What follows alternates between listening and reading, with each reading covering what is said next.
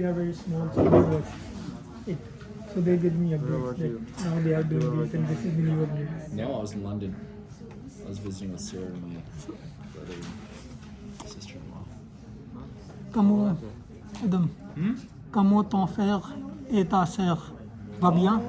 Oui, ils font très bien. Est-ce I need. que tu as fait ton examen aujourd'hui de français? Tu as fini ton examen? What are tafini? Fini? Fi. Fini. Fini. Finish. Oh, fini. Oh, fini. Yeah. Est-ce que tu as fini? Yeah, fini. Est-ce que c'était bon ou pas bon? Bon? You lost me with. Est-ce que Est-ce que, oh yeah, you're asking me a question. Okay, est-ce que c'était c'était bon ou pas bon? Was it good or Like, look at my Bon. hand motions. Bon. You don't even need to know French. bon, Question bon, or yeah, down? yeah. You come on. You don't need French. You don't need French for this conversation. GI, how do you say new? How do you say? New. Savais. Je savais. Gia, sabe, chocolat. Chocolat. Yeah, for testing. So, Donc c'est 100%. yeah, boom. Oh, aujourd'hui, notre ami Victor, Oh, il est allé Oh, yeah. pour acheter du chocolat. yeah, 1 Victor. kilogramme de chocolat. Oh yeah, I asked him like, j'ai vu chocolat Tu to Victor. voulais chocolat aussi? Yeah. Oui. Est-ce qu'il va acheter le chocolat pour toi? Where is Victor? Ou est-ce que c'est Victor? Où est-ce que c'est Victor? No, I don't know if that's the right way to say it. That doesn't sound right. Ou est-ce que c'est Victor? No. Où, I think it's Victor. où is where. Yeah. Où est Victor? Yeah, where? Est-ce Where qu'il is? est-ce qu'il va acheter, non, Buy? acheter du chocolat pour toi? Uh, Est-ce que Victor achète du yeah, chocolat yeah, pour yeah, toi? yeah, yeah. Oui. Oui, I oui. may need to cut this clip. Et c'est du français? Yeah. No one understand. Like, how do you say understand? Comprends? Comprend. No one comprend. Do you know how to say in French, comment est-ce qu'on dit? Like, how do I say? Oh yeah, Every time you read get a that. word that you're like, I don't know, just say, comment est-ce qu'on dit, and then say the word in Comment English. est-ce qu'on dit? Yeah. And then you can create a whole sentence out of comment est-ce qu'on dit. Comment est-ce qu'on dit how? Comment est-ce qu'on dit do? Comment est-ce qu'on dit you? Comment est-ce qu'on dit say? Comment est-ce qu'on dit Nice is? tip. I will be asking you frequently. Comment est-ce que dit? Comment est-ce qu'on dit? That's how you build your vocabulary. Slow and steady. Slow and steady, man. Yeah. Ça va, ça va. Ça va bien. Ça va, ça va. C'est jaune. So we need to wait that they get to red. Can someone What's your- tell me what is this red? What's our topic for today? From now, we have 3 lectures of spatial databases, and you will have already. Oh, what is the status over there? Yellow. And for now, Still yellow. Yellow. Oh, wait, it's yellow.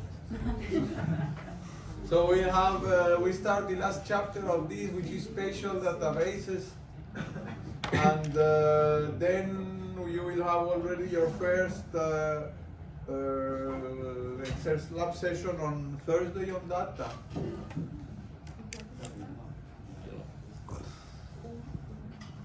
Comment dites-vous yellow? Jaune. But this is like Google. And by the way, have you been Which able one you to use? arrange? Now it's red, so now I can. This is different from what you. Have you been able to arrange your your schedules for the presentations, having at least 1 hour 45 or 2 hour sessions for the presentations? I haven't had time to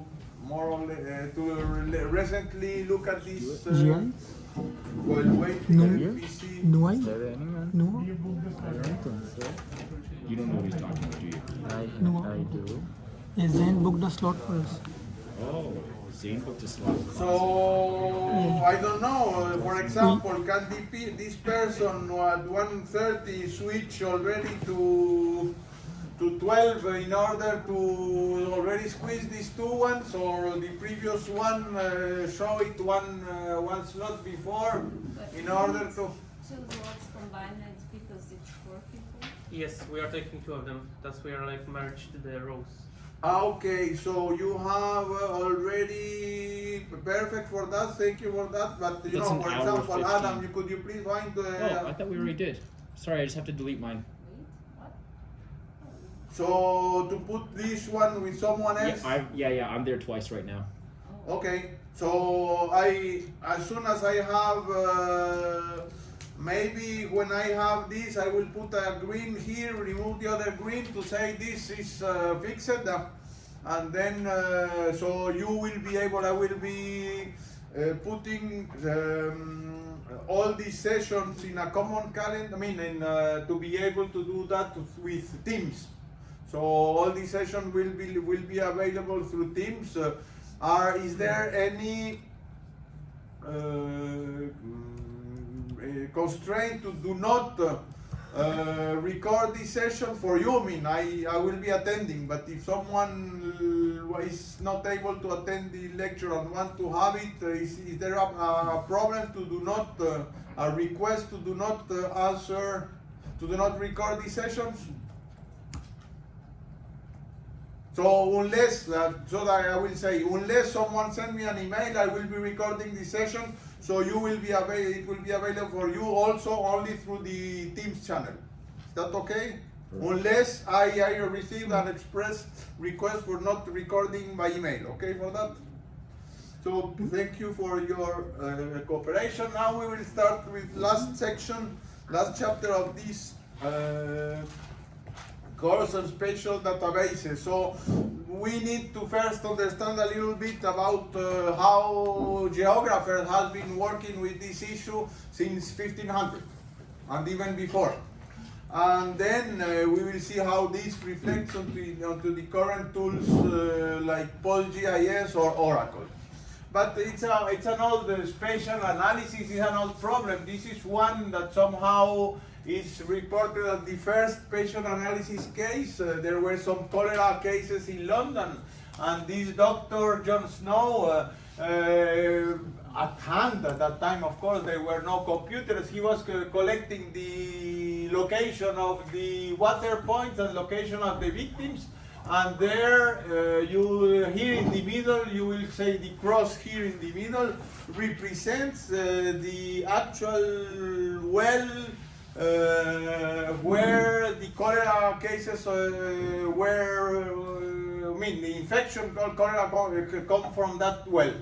So spatial analysis has been there for more than one century and a half. So now that the only thing that we are able to do it in spatial databases. So what is a spatial database? It's simply a traditional database which has a data types for point, lines, and polygons in general. Then there are variations, but this is idea. We need to locate a monument or a line like a road segment or a polygon like a county, a country, etc.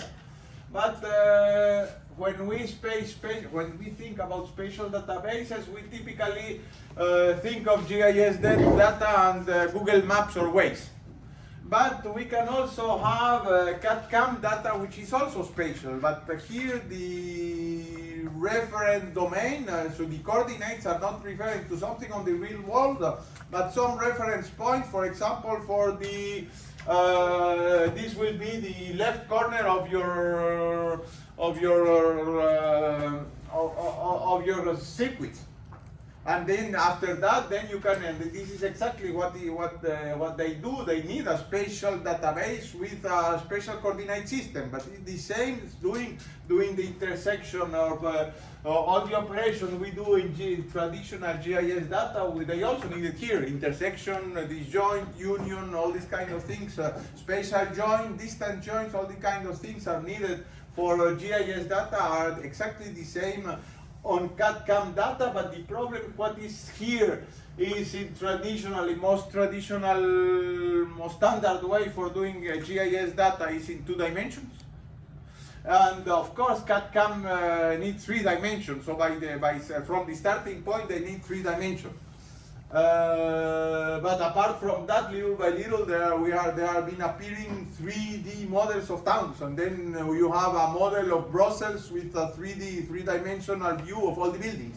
And there exist for many countries in the world, and all this has been done thanks to LiDAR technology. Have you ever, you know what is LiDAR technology? Philip does not know what is LiDAR technology. May I ask you? Yes? It's a technology like they use,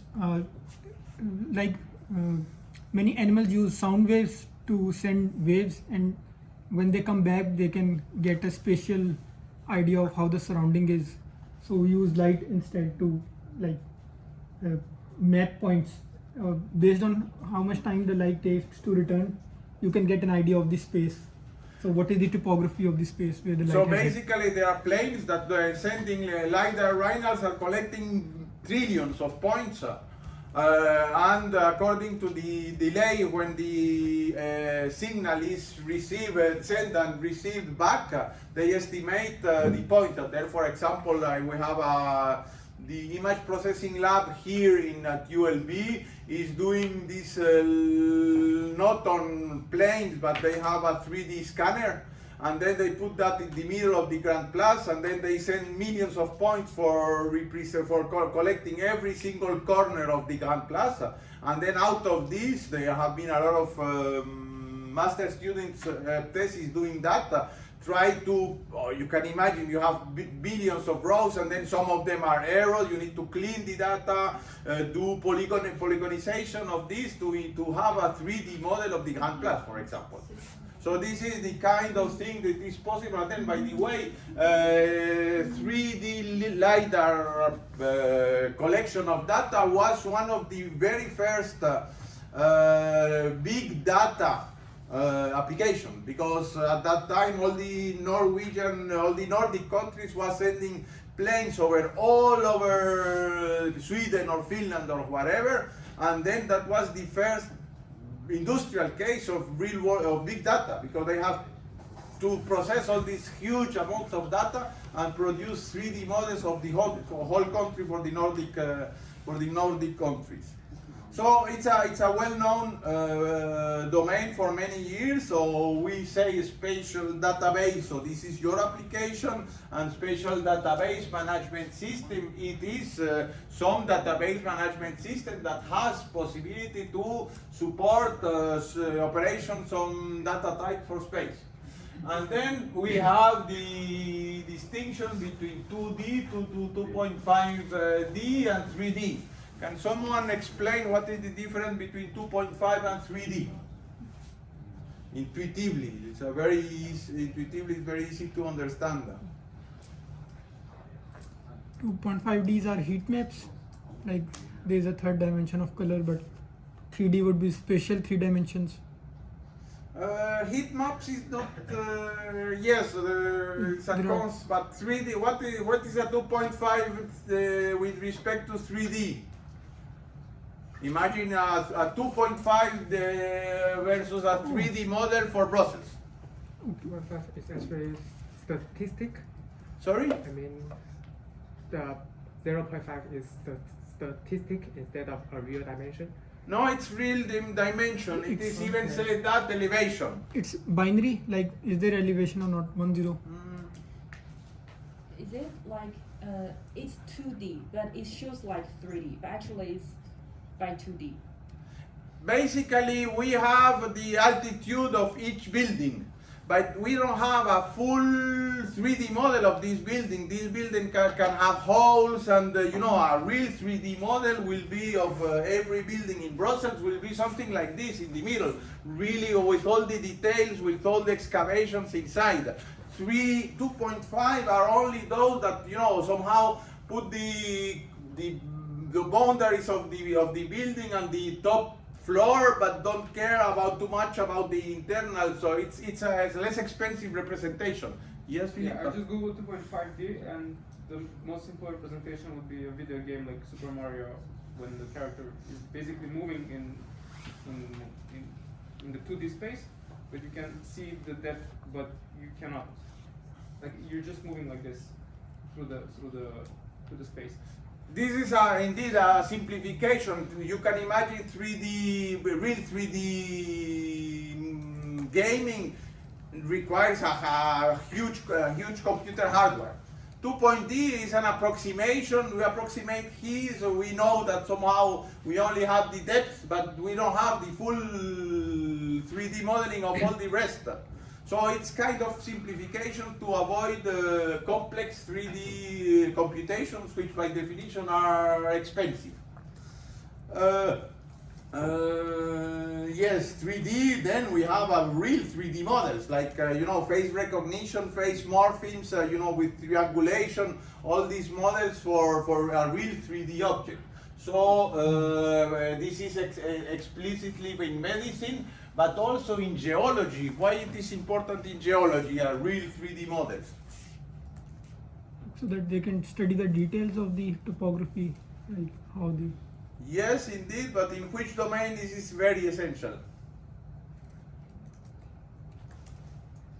So that they can construct from their imagination the historical, like. Geology, yes, indeed, but business, money is ruling the world. Why 3D, in which application 3D modeling is essential? Maybe when we have to dig a vase that's inside the ground, we should know pretty much the shape of it. Like, for example, when this is very money appealing to do that? I mean, if we break the vase, it has no value. And what about oils or gas or whatever? Yeah, okay. A 3D model is essential because we need to. It's expensive to dig into the earth, and we need to explicitly know all the 3D So that they model can of this do particular valuations. location. So of course this is not where there are specialized tools. I'm not in the oil industry, but probably there are specialized tools, not generic databases, SQL or SQL Server or PostGIS for doing that. They have specialized tools for doing that professional. Why special databases? Nowadays everybody knows Waze or Google Maps, so it's essential. But also at the same time, they have been standardized. This is a Open Geospatial Consortium, which is a conglomerate of industries all over the world, universities, research, NASA, Microsoft. All these companies are located in the same Open Geospatial Consortium, and defining the standards for how to use SQL for what are the functions that are required for manipulating this in a standard way. There is another issue, how well PostgreSQL and Microsoft follows the standard, but at least there is a standard to say what will be the ideal situation. For example, typical thing that we are discussing now, we are not discussing, SQL is this standard for simple feature for SQL. There it's at least since 20 years, if I recall well. Now what we are, and we are locally involved in that, we are defining what is the OGC moving feature for SQL. So we are trying to define with our colleagues, Mahmoud, as you know, we are trying his co-chair of this OGC. Let me try to show you. OGC moving standards. OGC moving features working group. Moving features. Standard working group. So look at Mahmoud is there. We are trying to define how to address moving features. What will be the function for doing the trajectory of a moving feature or the traversed area. So we are trying to define these moving features in a standard way, And then, of course, that this is only on paper, and of course, in our case, we have a tool for testing that. But then we are so it's a well-known organization, Open Geospatial Consortium, very active, working all the spatial web mapping. When you have a web application and you access this web application, which will be tiling, which are all the functions are standardized. There are hundreds of standards around OGC. So basically, going back to a spatial database, here application areas. There are many applications areas. If only something that we are trying to work also with colleagues. The cadastral. Cadastral is a very complex issue because in cadastral we have to keep history. You know what is cadastre? Everybody knows what is cadastre? Yeah. Could you please? This is explanation of when you have, for example, ground, you have to divide this ground into the phases and into the parts, and this part of ground has a number in the database system with the coordinate of this and the owner of this land. So if you own one parcel, indeed, if you own one parcel of the world in your city, you have a regulation for this parcel. You have the owner. Let's suppose that you inherited that from a father. Splits this parcel into two for the two children. We need to keep track of how these two different parcels were originated from a single one, or we merge 3 or 4 different parcels to do. Typically, this is a many-to-many problem with having you have a parcel like this, and then you have several of these parcels like this. This is the original case. Then some company buys these four parcels and decided that the new version they will split in four buildings, and each of those buildings will be sold individually. So you have many input parcels that are produced within the single legal act. There is a legal act according to that, dividing the selling of all these properties, but the cadastre needs to explicitly keep track of all the history. Suppose that, I don't know, we find, exaggerate case, a dead body in one parcel. We need to go out who was the owner of this parcel 70 years ago, or something like this, you know, or there is some pollution here. We need to go back to the history to doing that. Again, the same problem with 3D. If you have an apartment in a building, you only have this should be registered as your parcel, and then at the same time have a 3D model somehow into your cadastre. So cadastre is a very complex issue, especially because, of course, as you have seen, temporal features are expensive to do in database technology nowadays, but they need to do that. And of course, they have, in paper-based all the history of data, but sooner or later, they are little by little trying to put that into computer, the history, and manipulate the history of the cadastre into a database. So a traditional terminology issue is what is a geographic information system versus a database management system. At the beginning, these two terms were mixed. Let me see, I remember what is, no I don't. Yes, let me shift, go to the history and then come back. At the beginning, in the 1960s, there was the Oracle of Geographic Information System, which is called ArcGIS. They entered the market, it was the only product in the market in the 1960s. It is called ArcGIS for a company whose name is Esri. So they built in an internal database an internal file, one application doing all the GIS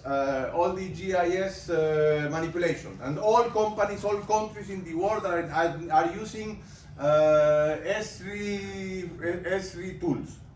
Little by little, the problem is that these tools that were in the spatial, with S3 need to be mixed with databases, the traditional operational databases of a department, of a state. Then this become problematic because these files were in internal format. So little by little, we add some database functionality to do on top of their traditional spatial information, spatial tools.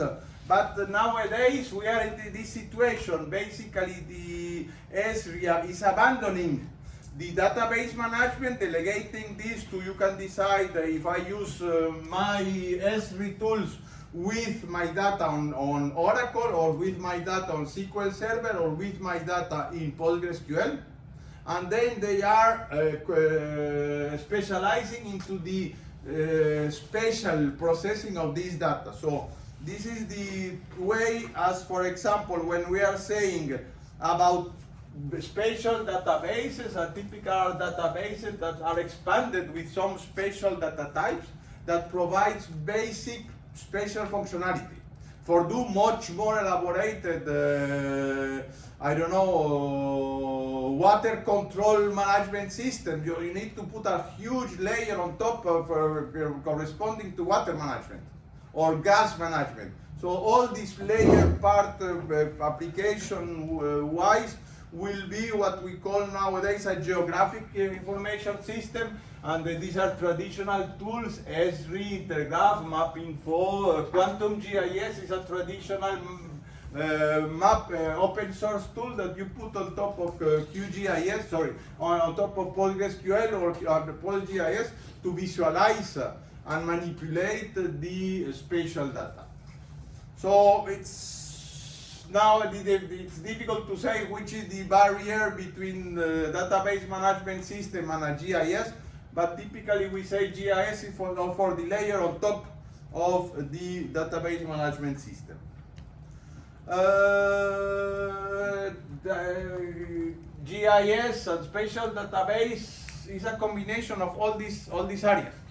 Going for, of course, geography, cartography, remote sensing, photogrammetry. We are saying planes flying on top of Brussels to do spatial LiDAR images, for example, geodesy, statistics, mathematics, civil engineering, and at the end, computer science, when you need to do computer-aided design, artificial intelligence, and database management system. Yes? The tools that you mentioned before are the other slide. Are they? Can they use big data, or is it too much data for them? This is a good question. Nowadays, big data is exploding, so really shaking the whole IT infrastructure. I'm not sure even Oracle. See, plain vanilla Oracle is not able to compete with all these new companies that are building their new databases from scratch. Since the beginning, they think on cloud. So I'm very skeptical that ArcGIS will be able to do huge amounts of data. Yeah, they ask you, buy a bigger server. I'm not sure, but most probably this is the case. It's recently that we have a good alternative for data management systems or IT tools in general that cope with cloud. You have seen in last Friday speech from Marcos Lot in say, okay, this is the last slide, you remember. We have all these tools. All these tools are combinations of different compromises. Are we optimizing the write or the reads? Are we working on memory or on disk? So all this is very new. Probably in 20 years or maybe already 10 years it's beginning to stabilize. But for the moment there is a profusion of explorations to solve this big data problem that is still there. And so, sorry, just in terms of kind of the history of where we are now, are we in a place that we are needing to combine GIS with a spatial database? There's still, there's not like we haven't landed on this is the way to do both in one place. I think this Is is that the the given that people need to, we cannot have two systems. I mean, suppose that whether you are modifying, imagine the traditional case of you have some that are doing in the data mining course. You are getting all the real-time data from the STIP bus. If you need to collect this for 3 years, you need at least 3 years to do whatever good prediction, because they are the seasonal variations all the winter. And you need to have at least 3 winters to understand how your system behaves. If you put all this data half a second for 2,000 vehicles in this tip, it's already big data. Even if it's not very big, but it's already big data. You cannot afford to have one strategy for doing the splitting into the database for the non-spatial data and another tool for doing in another way the splitting across a cluster. No, we need a simple way to split the data, whatever type that is, and then on top of that, build the tools for managing this data. So somehow this is not the situation nowadays is more or less stabilized like this. A single database that does the basic processing. There is a standard SQL, and that's the abstract data type for manipulating, doing basic information. And then this extract data that you can put on top of whatever Python program to do what you are doing, some of you in the advanced, in the data mining class, to get extract, give the database some extract, the piece of information. You cannot put all this information in the database into your Java program, into machine learning pipeline. You obtain only a small slice, and then you improve this small piece of this slice on your machine learning pipeline. So now let's go a little bit into the something which is supposed to be have a refresher from at least the college years. So I'm pretty sure all of us heard at least one when he was in our college, on our high school, these notions of reference systems, of the ellipsoid, the geoid, the Earth surface, but we will refresh all this. So the idea is that the Earth is a very complex surface, and we need to do planning on this very complex surface. We need to have a model, so we can build the calculation of this model. It's an approximation already.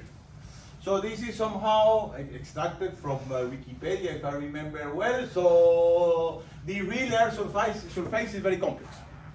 There are two approximations of that. One is the geoid and one is the ellipsoid. The ellipsoid is a simpler one but has a more less accurate, but is the one, for example, used in GPS systems. The geoid is used for altitude. So this is a picture of representation of the geoid, the official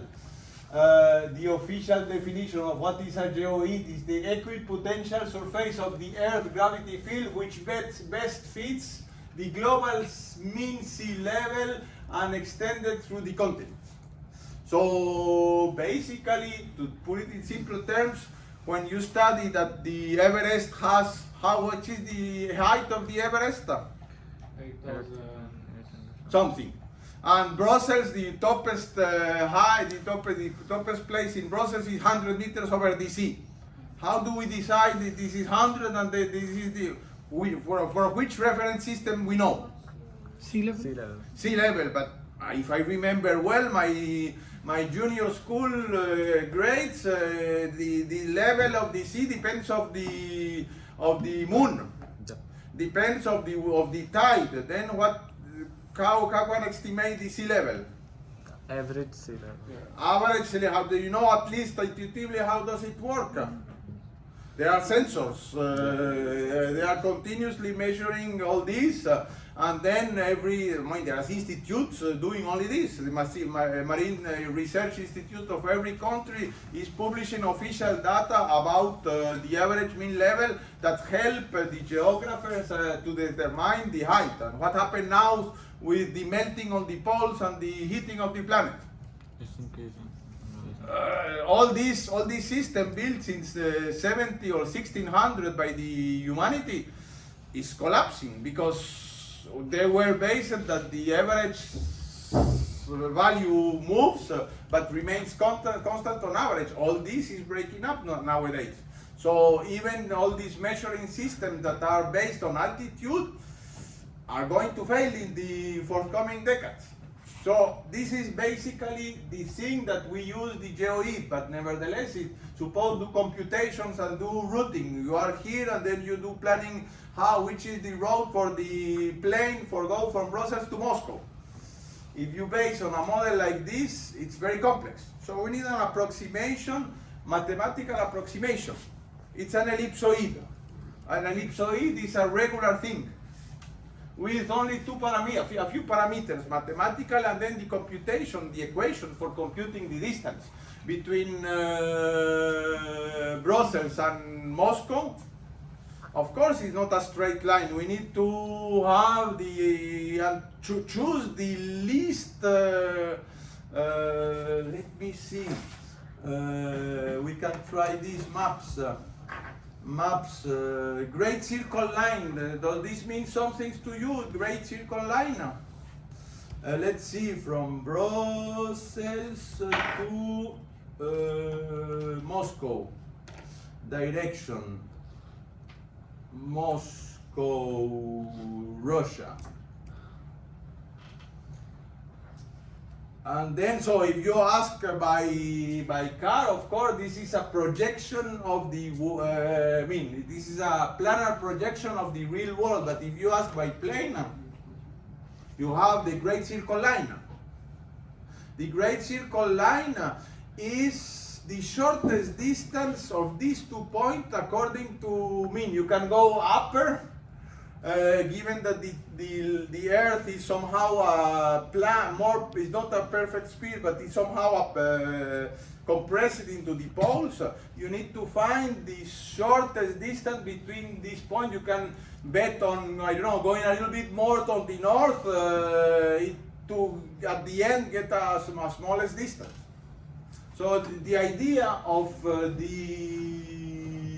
ellipsoid is that we have a model that helps you to do this kind of thing when we need then to work with spherical coordinates.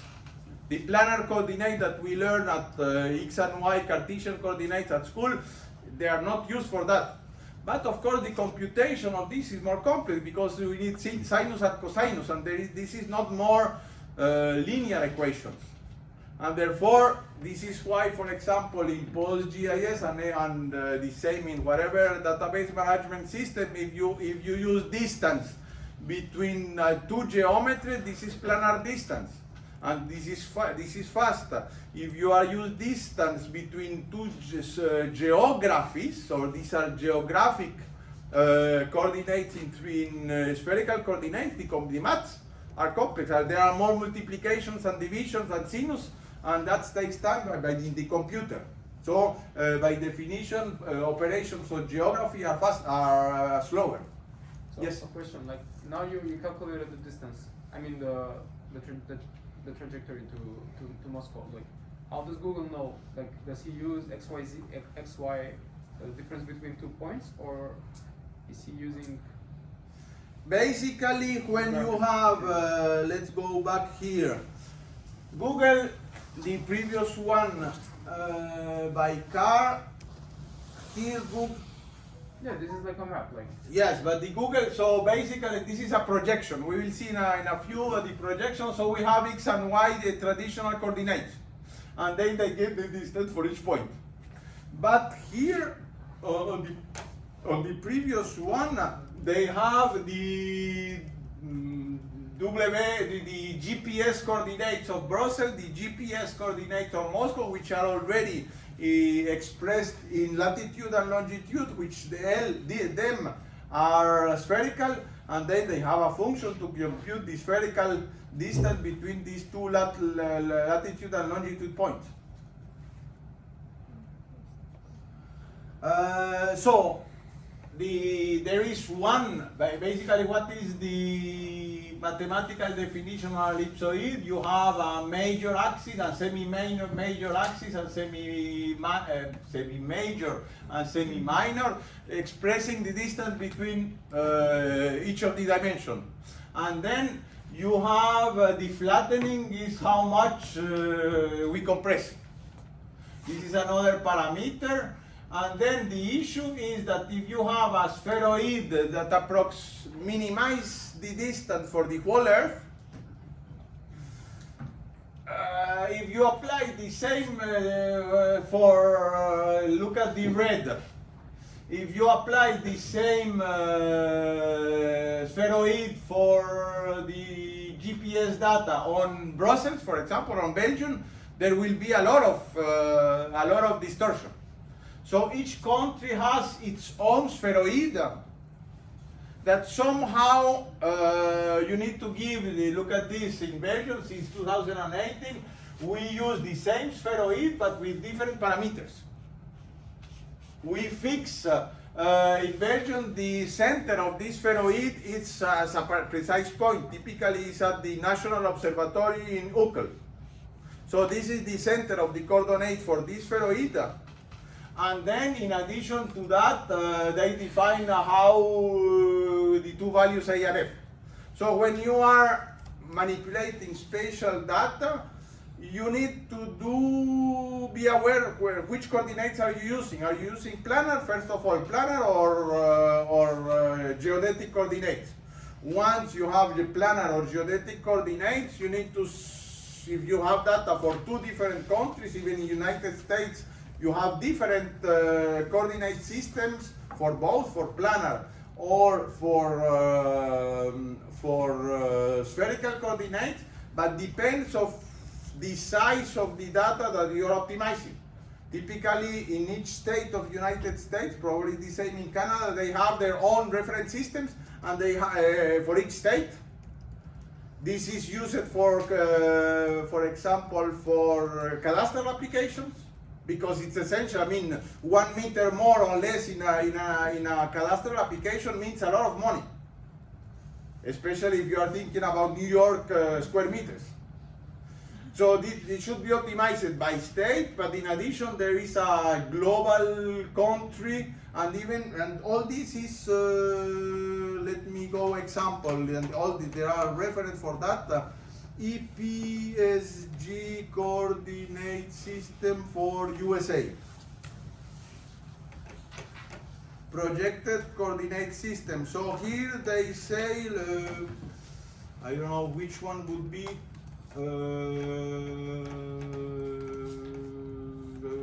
which way, and so this is the, I don't need close.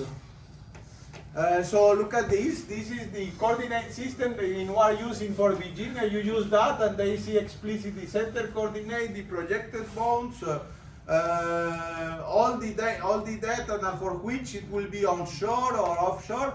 So you need to really understand that a simple coordinate does not mean anything. You need to do from which coordinate system are you using this, and each of those have an identifier which is globally, and for example, this is the same coordinate identifier that they are using in PostGIS. So you can say, I have this data in this 3968, and I need to convert it into another one, and then there are functions in PostGIS to transform to this coordinate system to another coordinate system. If if I look at this, let's go to, I don't remember in Belgium, let me see if I say Belgium, which is the identifier, I knew but I forgot the site. Yes, so look at this coordinate system for Belgium, Lambert 2008. So this is the coordinate system, and you know this is the coordinate system that works with quite good approximation for this piece of the Earth. If you are going beyond other countries that are there, there are other coordinate systems for that. You get the idea? So it's essential that you understand the coordinate system with which you are working on. So this is our examples of the difference between the geoid, again taken from Wikipedia, geoid and the ellipsoid. WGS84 is the one for the GPS coordinate systems. As you know, Europe is trying to put since many years another satellite, which is the one in Europe. There is an alternative. I remember. I don't remember. Galileo. Galileo is the name of the. Let me see. Yeah. But basically, Europe is trying to put a set of satellites to have a more precise location, precision that the one of WGS84. The precision, if I remember well, is about 100 meters. But with the Galileo system, they are trying to get the 10 meters precision for the GPS coordinates and trying to avoid all the traditional problems we have when we have high buildings and then these signals gets lost in the high buildings. But the idea is that there are, you know, that the variation between the location in the geoid and the location in the ellipsoid is not so big. From the highest mountain to the biggest hole in the sea, the variation is 100 meters. So this is just to show that the ellipsoid is a good approximation when we are talking about altitude using GPS data. So now let's go back to latitude and longitude. As you know, this is the traditional way to report coordinates in the Earth. And these are simply angles with respect to a reference point. So ideally, we take the center of the world, and then we take the equator, which is an imaginary line, and the prime meridian, which goes through Greenwich in England. And these are two reference points. This is 0, 0. Let's point in our coordinate systems. And then out of this, you say, for example, Belgium is, Brussels is at this coordinate north and this coordinate east. So from the center of Earth, from 0, 0, which is the intersection of equation and the Greenwich meridian, you go 50.84 degrees to the north and 4.35 degrees to the east. So this is the traditional way to do latitude and longitude. But the problem is that longitude and latitudes are not uniform units of measure. This is something I should put in red and underline. When you are doing PostGIS or whatever database and you have latitude and longitude, when you ask a distance in this, you will have the distance in the units of measure here. Let's go there. Units of measure here is in meters. So you are saying that when you put the distance between 2 points in this coordinate system in Belgium, you will obtain the distance in meters. But what about the WGS 30? WGS 84. This 4326. What they say the units of the measure is in degrees. So when you are having the distance between 2 points, Brussels and Moscow, you're obtaining degrees. What is the problem with degrees? That degrees, because the Earth is planned, is compressed. So one degree of longitude will be the same as 1 degree of latitude only around the equator.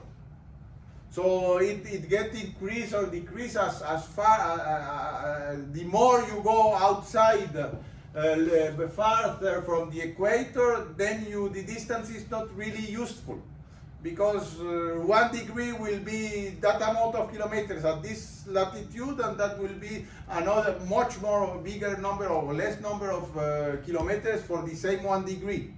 So typically that means when you are using PostGIS for having distance, you need to convert your latitude, longitude into a reference system which is planar. For example, going from degrees, transform it into the Belgian Lambert here. For example, if you are taking about Belgian data, then we have already the transformation to do manipulations that give you the right distance in meters. Otherwise, you will have a distance into degrees, and this is not very useful. So when we're dealing with our points that are in the Lambert system, we can just do our normal planar Euclidean distances, right?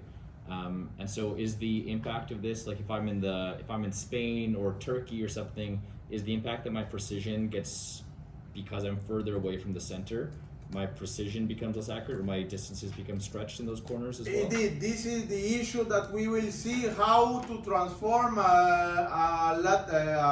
coordinates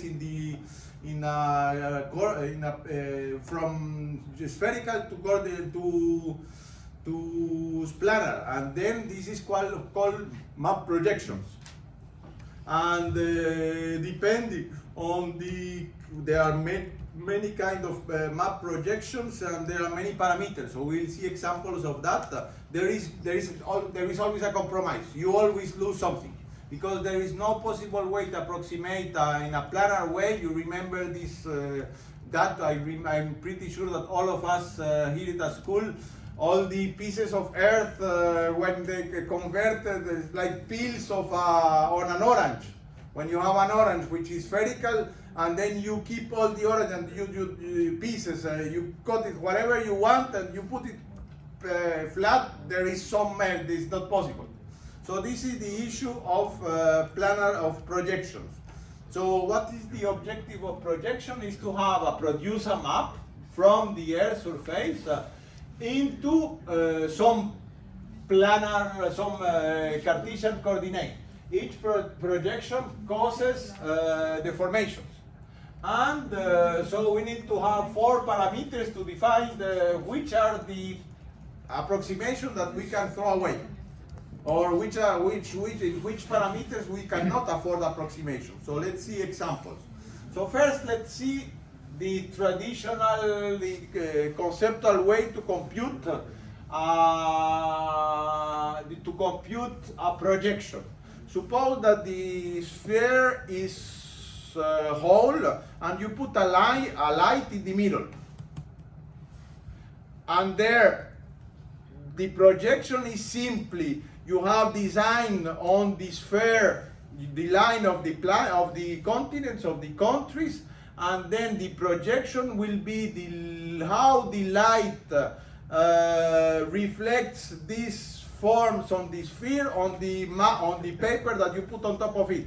You get the idea for a projection? This is simply like this. Repeating, light in the middle, you design whatever you want in your sphere, and then the projection will be the reflection of this form in the sphere on the paper. And the first thing that we need to, how do we put our paper around the sphere? We can do in conical. We can do, this is the shape of the projection surface, first parameter. You can do in a conical way, we can do in a sphere, so we can do on the top. So this here, the cylindrical conical azimuth, Azimuthal projection works best for the poles. Cylindrical projection for world maps. Conical projection for the continents. And look at the blue lines in each projection. These are important things because this is where the paper contacts the sphere. But as we will see, then the angle. This is the first parameter. The angle is how do you put your paper. Whether you align with the normal like this, or you have a normal, transverse, and oblique for the same form. And the third will be the fifth. Suppose that you decide, as in the case for Belgium, it's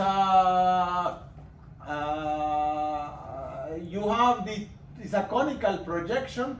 But you have two possibilities. You have to put your cone, and you have your sphere, and then you push your cone until it touches the first time it touches the sphere, and that will be the circle, the blue circle that we saw before. But that will be exact only for the pieces of the circle. Beyond or above the circle, there will be always deformations. So a best way to do that is to have two ways in which we imagine as the circle, the sphere is traversed by the paper as seen here. You see this little piece of here. We can see that there is the paper enters the sphere here and goes out to the sphere there. So here we have 2 points in the parallels in which the projection will be exact.